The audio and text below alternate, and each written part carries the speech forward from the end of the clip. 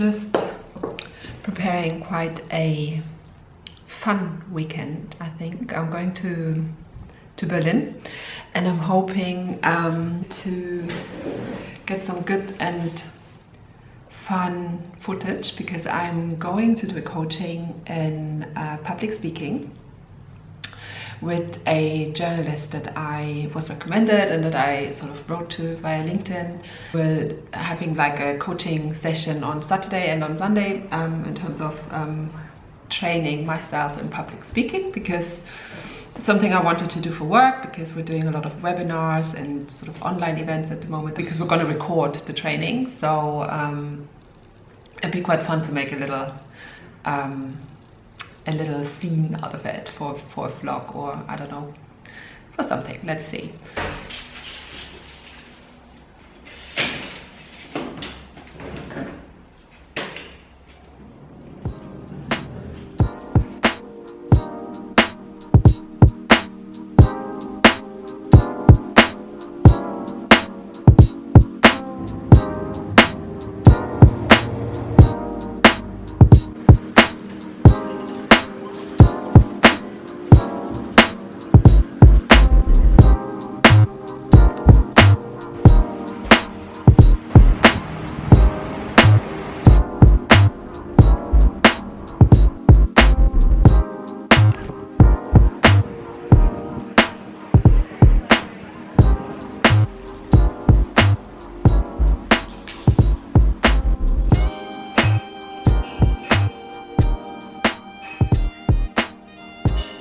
Ich muss mal mit der Größe gucken. Ja. Nee, so ist besser. Ja, das ist besser. Den machen wir mal. Das ist auch noch weg. Und wie würdest du es denn machen? Arbeitest du mit Zettel in der Hand? Okay, soll ich einfach drauf losreden? Oder? Ja, warte, ich mach mal hier los. Ich mach mal auf. Wenn du fertig bist, du sagst mir einfach ungefähr, wenn du fertig bist, und dann mache ich einfach mal los. Okay. Ready? Mhm. Gut. Also, 3, 2, 1, go. Hallo und herzlich willkommen zu unserem zweiten Customer Community Event dieses Jahr. Ich bin Melanie Lattner. Wir müssen nochmal. Aber du erzählst es jetzt einfach mir mal. Ja. Ja, erzähl's jetzt mal mir. Sprich mich mal bitte an und sag Hallo und herzlich willkommen, Andrea. Ja. Ich bin jetzt dein einziger Gast. So, jetzt erzählst du es mir nochmal. Hallo und herzlich willkommen. Wir sind hier. Warte, ich mal. Wer bist du? Ich bin Melanie Lanik. Ich bin Customer Experience Team Lead bei Stuffbase. So, erzähl mal. Wer bist du? Ich bin Melanie Lanik. Ich bin Customer Experience Team Lead bei Stuffbase. Nochmal. Gut. Und versuch mal. Der Faden ist nicht so, sondern der Faden ist eher so, aber relaxed. Okay. Ja, okay. Ich bin Melanie Lanik. Ich bin Customer Experience Team Lead bei Stuffbase. Yeah. So, und jetzt, worauf freust du dich heute?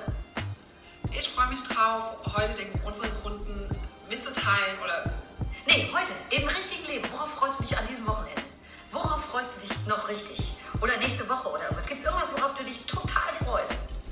Ich freue mich am meisten auf meinen Trip nach Paris in 2 Wochen. Wow, geil. So, und jetzt sagst du nochmal, wer du bist. Ich bin Melanie Lanik, ich bin Customer Experience Team Lead bei Stuffbase. Yeah. Ja? My name is Melanie Lanik. I'm Customer Experience Team Lead at Stuffbase. Super, und jetzt nochmal, setz dich nochmal aufrecht hin. Genau, jetzt once again.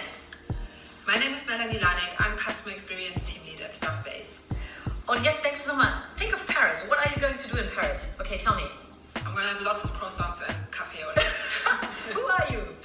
My name is Melanie Lanik. I'm Customer Experience Team Lead at Stuffbase. Beim 4. Mal wird es gut und natürlich und weil ich dann das zwar schon ein paar Mal durch, aber das wäre ja bei einem Event nicht so. Bei dem Event wäre es nicht so. Nee. Aber bei dem Event was gesagt ist. Da ist das, was gesagt ist. Und das eine ist ganz wichtig.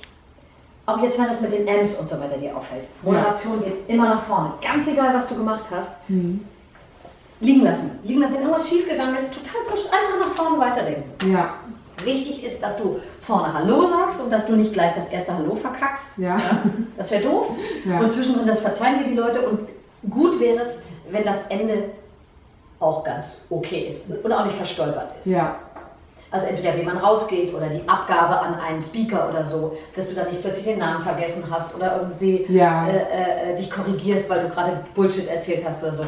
Und wenn dazwischendrin entweder ein M ist oder sonst irgendwas, lächeln, verzeihen, weitergehen, wahrnehmen. Nicht dran festhängen. Bloß nicht festhaften, wie in der Meditation. Ich finde manchmal, ist aber eher, wenn ich so privat, also wenn ich auch eine Kamera mitlaufen lasse, finde ich, sehe ich manchmal traurig aus, wenn ich nicht lächle oder wenn ich nicht, in einem offiziellen, das ist ja immer so ein freundliches Gesicht da, aber selbst wenn ich einfach nur mir im Bad irgendwie so, das sehe ich immer und denke ich mir, oh Gott, das ist Habe ich auch. Ich habe genau die gleiche Selbstwahrnehmung. Ja. Das nehmen wir aber viel stärker wahr als das. Frag mal jemand anders. Ja. Du siehst nicht traurig aus, aber natürlich ist der Unterschied groß zwischen nicht lächeln, weil du so ein natürlich Klang, dann geht die Sonne auf und wenn nicht, bist du einfach ernst oder bist du einfach ich glaube, das ist auch durch weil ich mich halt sehr mit meiner Traurigkeit befasst habe in der Therapie. Du wahrscheinlich auch. Wahrscheinlich sieht man da zu den inneren Schmerzen, sehen ja den nicht. Genau. Den sehen die anderen nicht. Genau. Und wenn, ist es auch nicht schlimm. Ja. Meines Erachtens, wenn sie ihn sehen. Ja. Also, selbst auch wenn die anderen das sehen. Ja. Stimmt. Traurigkeit ist nichts Schlimmes.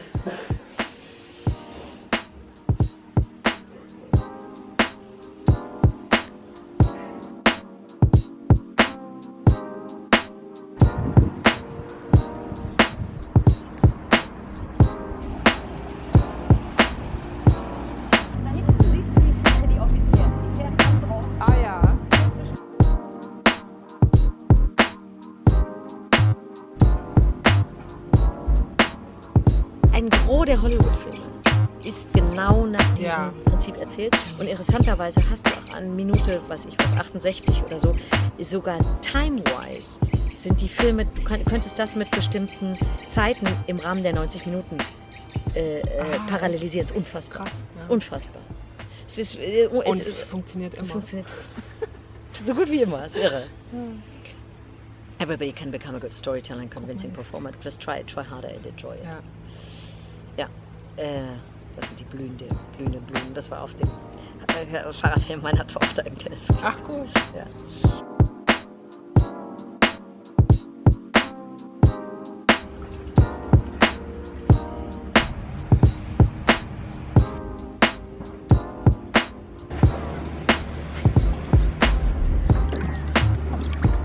So, ich habe mir jetzt mal ein ruhiges Plätzchen gesucht. Ich sitze hier auf Andreas kleinem Motorboot, mit dem wir auf die Insel gefahren sind. Und es gibt auch einen Grund, warum ich jetzt Deutsch spreche oder mich auf Deutsch aufnehme.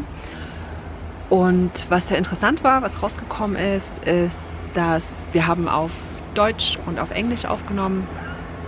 Und es kam raus, dass ich mich mit der englischen Sprache viel, viel wohler fühle. Ich bin hier bei Andrea angekommen und habe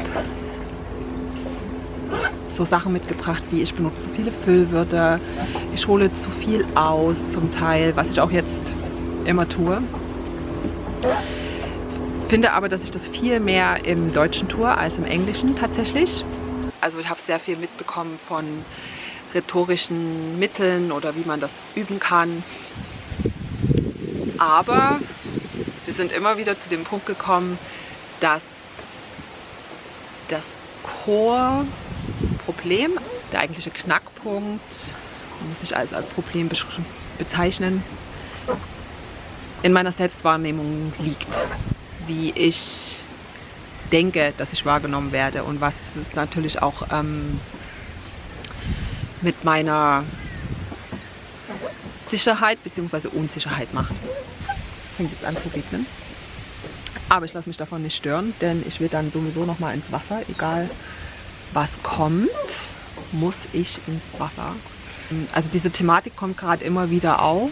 Komischerweise, ob es nun ist in den Gesprächen mit der neuen Therapeutin, ob es jetzt hier an dem Wochenende ist, ob es mit Freunden ist, mit denen ich rede. Also diese Thematik, wo fühle ich mich wohl oder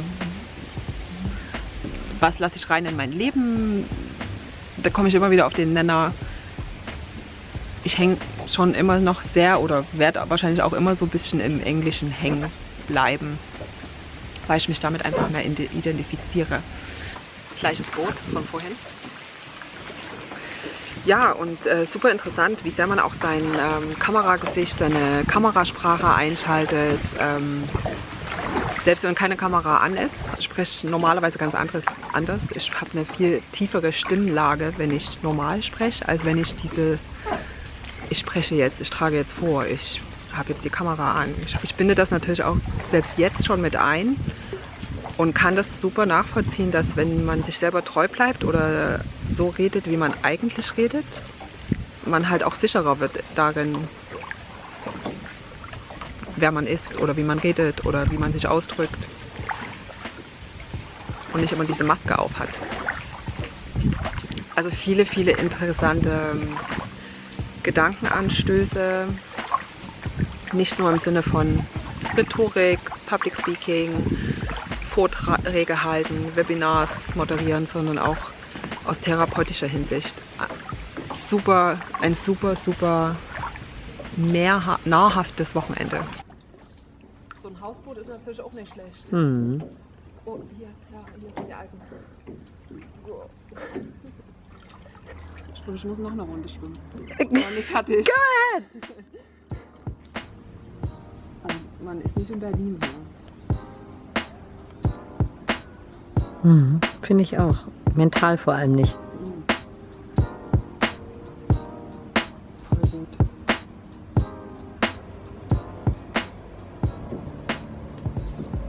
Man sieht natürlich, also wie schnell du halt auch in deine Rolle als Moderatorin dann schlüpfen kannst, weil du aber dir so sicher bist in dem, was du tust. Aber ich habe natürlich auch eine jahrelange Erfahrung und ich habe ganz anders begonnen. Und das hat sehr viel einfach mit Training zu tun. Ganz viel. Also Bewusstwerdung ist das eine. Ich mache mir etwas bewusst. Das möchte ich ändern. Und dann ist es aber einfach nur Wiederholung. Und immer dieses, was ich sage, liebevoll mit sich selber umgehen, dass du vielleicht da noch nicht bist, wo du gerne sein möchtest. Ja. Aber das Bewusstmachen ist der erste Schritt.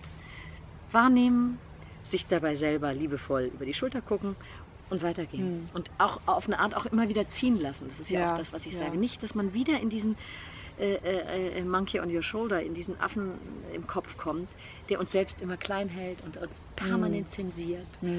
Und uns letztlich ja am Wachstum auch behindert.